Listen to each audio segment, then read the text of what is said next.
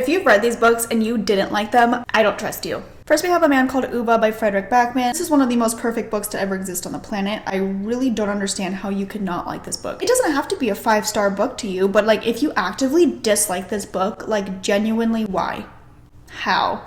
It makes no sense to me. Next, we have the Bloodsworn Trilogy by John Gwynne. Anyone who says this is slow or boring, you're just not cool. I don't make the rules. You're just boring. The battles in here are awesome. Mythical creatures in here, awesome. The characters, awesome. Everything, awesome. You don't like it, you're boring. Next, we have Remarkably Bright Creatures by Shelby Van Pelt. One of the most heartwarming books to ever exist. If you don't like it, genuinely, are you okay?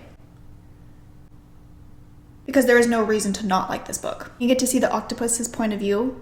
What's not to like about that?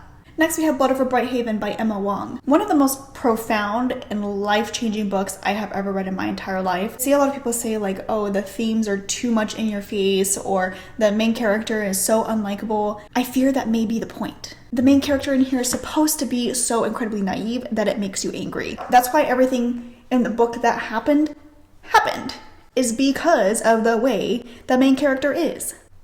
So, like, what do you mean? I think this is one of the greatest books written of all time. If you didn't like it, argue with the wall, not with me. Next, we have Heartless Hunter by Kristen Ciccarelli, one of my favorite YA fantasy romances of all time. It's just genuinely such a good time. It's not that serious. I stayed up all night reading this because it's addicting. And I am not one to typically rave about popular romantasy books because I don't like a lot of them. But I think this one is absolutely worth the hype. And I feel like if you don't like it, you're just being a hater. And then we have Scythe by Neil Shusterman. This is a YA dystopian series. And I do want to preface this by saying I think the first book is the strongest in the series. I'm not obsessed with book 2 and 3 the way I'm obsessed with book 1. So this is specifically about book 1. This is one of the best YA dystopian books of all time. I think this is so relevant right now with AI advancing every single day. This makes me a little bit scared for the world and society, not gonna lie. I don't understand what there is to not like about this. All jokes aside, obviously everyone is entitled to their own opinion. I'm not gonna bash you for having a different opinion than me. This is just for fun. Please don't take it seriously.